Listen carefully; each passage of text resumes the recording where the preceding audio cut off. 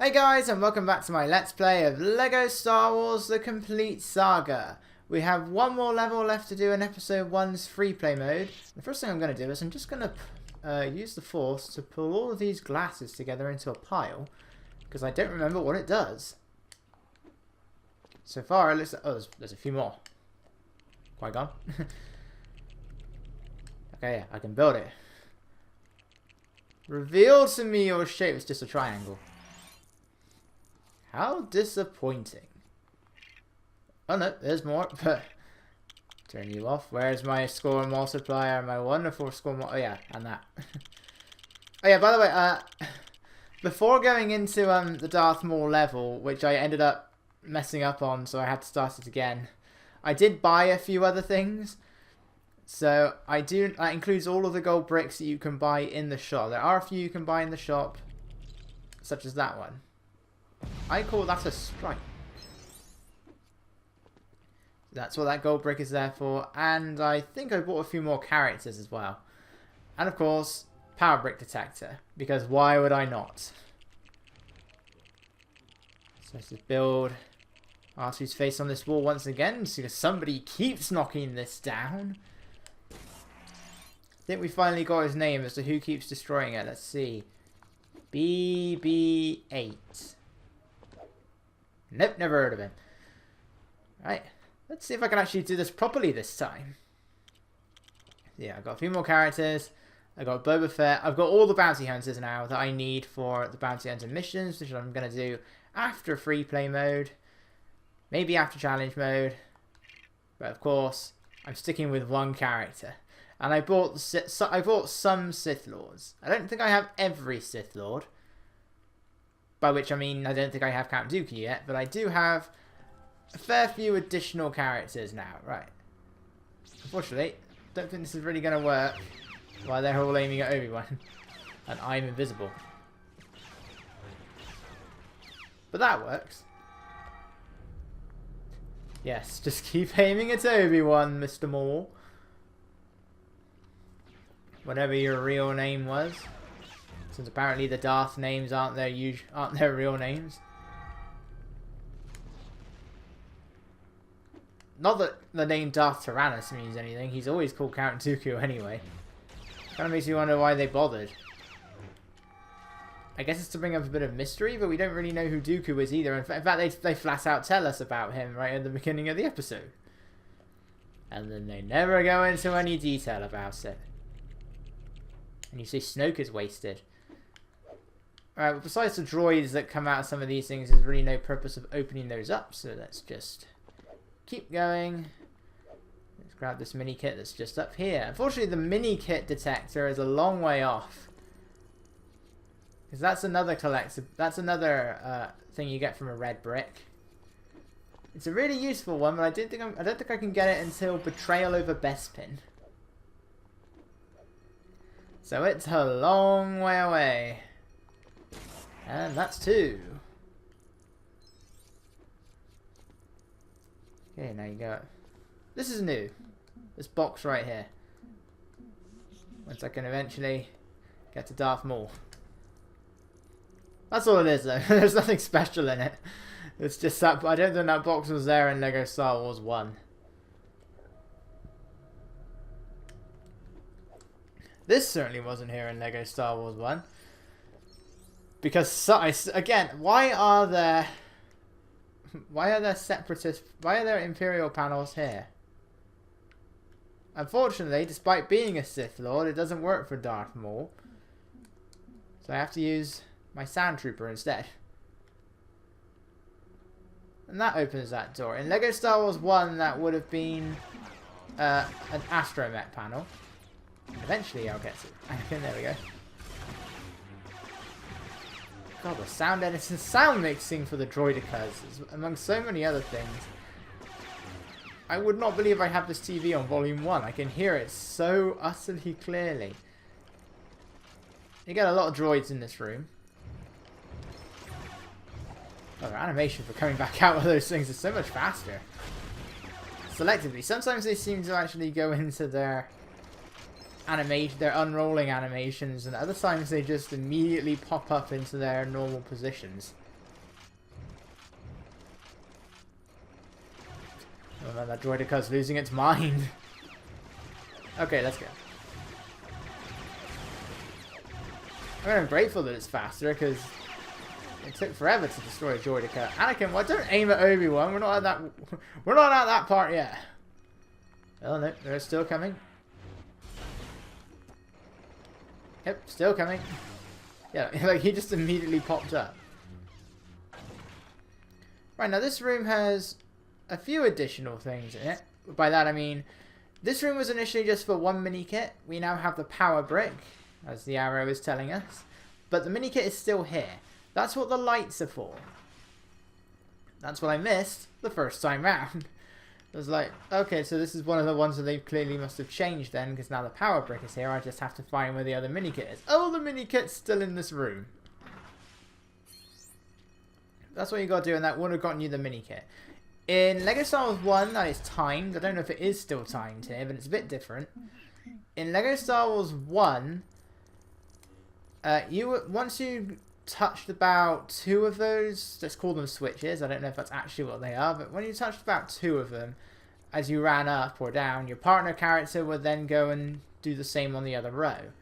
This time round, I don't know if it is timed. If it is, it gives you a lot more time because you have to go across every single one of those yourself. Bit of an unusual change, but I don't care. It still gets me the same results. But you could interact with these lights, but they didn't really serve a purpose, bar giving you some studs. Here they actually do have a purpose, and it gives you a mini kit, like so. Fortunately, it also wastes your time when you want to pick up studs. Ah, nearly had them. Yeah, Darth Maul has a really weird jumping animation. Like, why is his jump sideways? It looks like his double jump looks normal, and it looks really weird as he goes from sideways to normal ways as he does his double jump. Because it just happens. Right, activate these just cuz. It's not actually going to give me anything. Whoa, that's really bright. That is really bright. I mean, I got quite a few studs, so when you have the score multiplier on, take advantage of that while you can, except for that gold one over there, which I missed. Anyway, we don't need to interact with anything else, so let's just go. Enter our paradox times. Dun dun dun dun. I can't hear it because it's copyrighted to Disney. I can't put that in. Copyrighted, so I can't have the music. Well, just in case I didn't. And the videos are all still there as far as I'm aware. At least I can still view them. I don't know if there are some places that can't. I mean, it tells me the video is still there. Might be because my videos aren't monetized, I don't know. But there's a few videos where it decided the music is copyrighted, which is true. It's owned by Disney.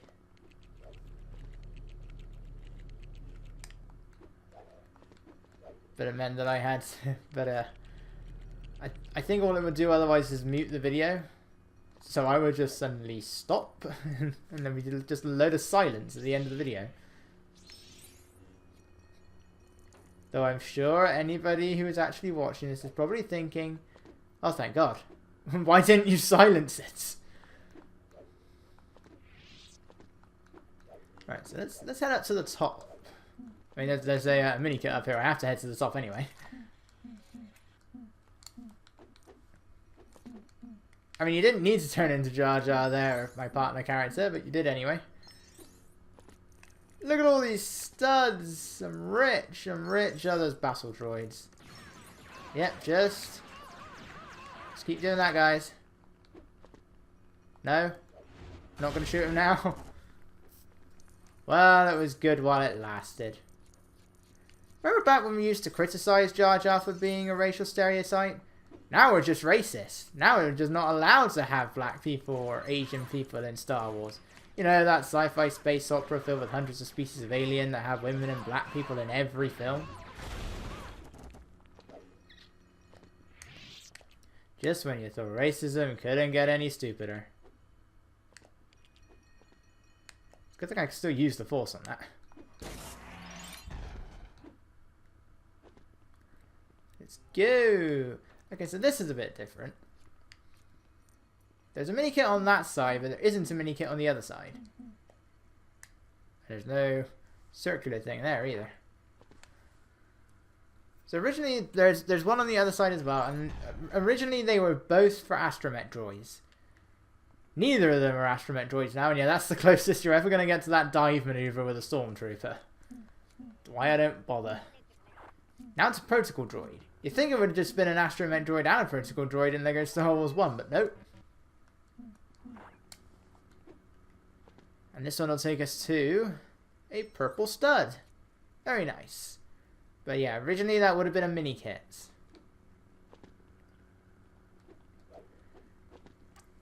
Now our mini kit is on one of these towers. I forget which one. Once Darth Maul is Darth Maul skips. It's like he's having a really good time. He's like he skips to the end. Just you wait until you no longer have your legs.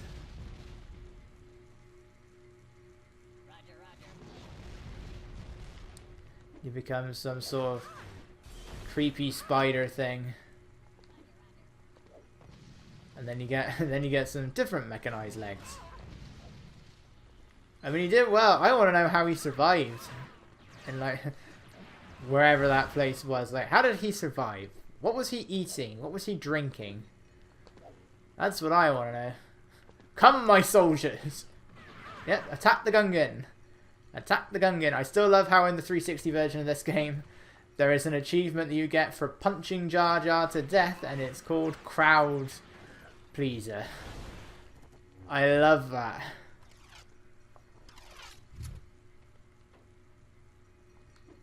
Of course, nowadays, Jar Jar is a beloved character because he's a racial stereotype. I assume he is anyway, because that's how it works now, right?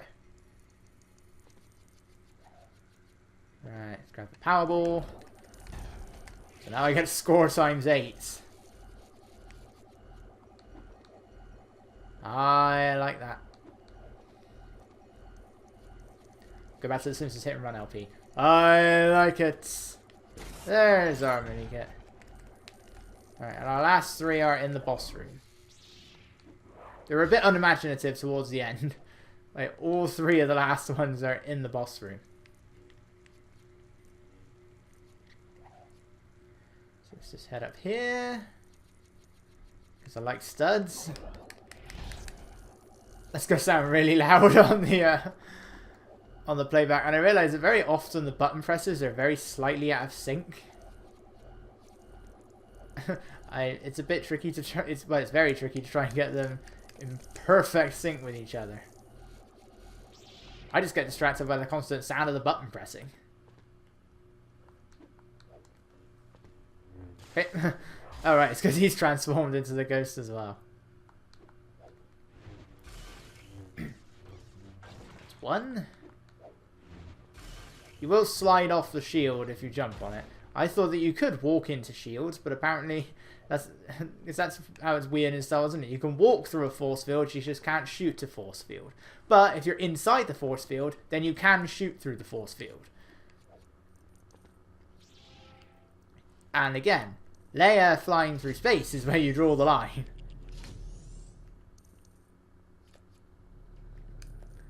I believe that you can shoot through a force field from the inside but not the outside, yet you can walk in through a force field from either side. But Princess breathing in space when we've already seen them do it countless times, that just doesn't make any sense.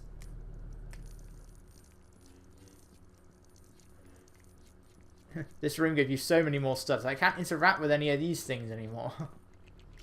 Just the switch. And I mean, we can see I can interact with some of them. But like the switches and everything, the levers, they would all give you studs. This was a place that gave you quite a few studs in LEGO Star Wars 1. I wouldn't exactly call it a grinding area. because it only works one time. Your grinding area is at the beginning of Darth Vader. Right, so the first thing we're going to do... is we're going to make sure that everybody can... Okay, so while I'm staying... Now, I will switch to Anakin. Now I've got to switch to Jar Jar. There we go. You can use the Force just to bring that down. Okay, now you could go after all... you couldn't really go after all three in LEGO Star Wars 1 because you needed Darth Maul to activate the platforms. So, just to showcase that now, and this was another reason I was confused last time when I got here. I was missing so many. I mean, I know where I missed one of them, as of now. But I was confused here, and it's because they don't spawn in until Darth Maul jumps onto the platforms now.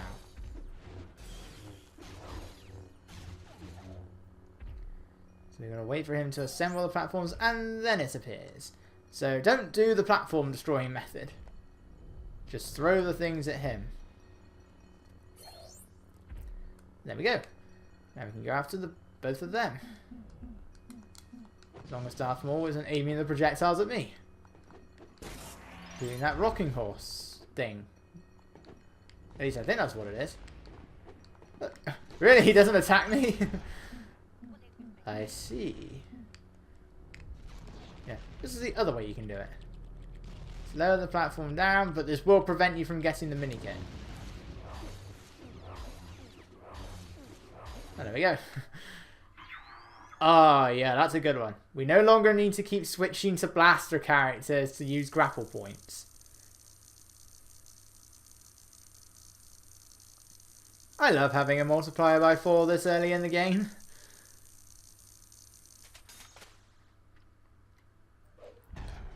Now we can build our final minikit for episode 1. I forget what this thing is called, but I don't remember what any of them are called.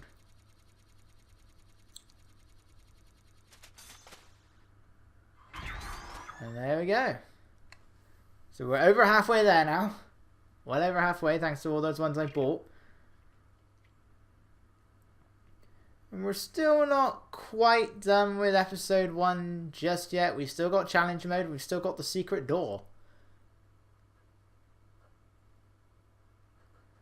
But we're going to end things off in episode... Or do I go straight to this? I mean, they don't say it long, bar the super story. No, we'll save them for after I've done the minikits. Hey, General Grievous! I choose you. Okay, so the first thing I'm going to do is I want that Force Grapple Leap. I still don't know what that does. It's a super slap.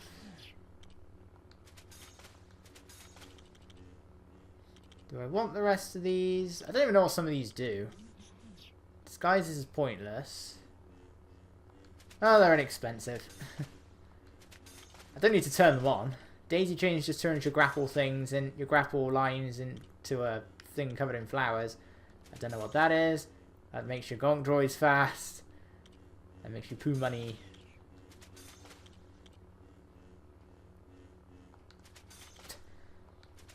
So, shall I just finish the set?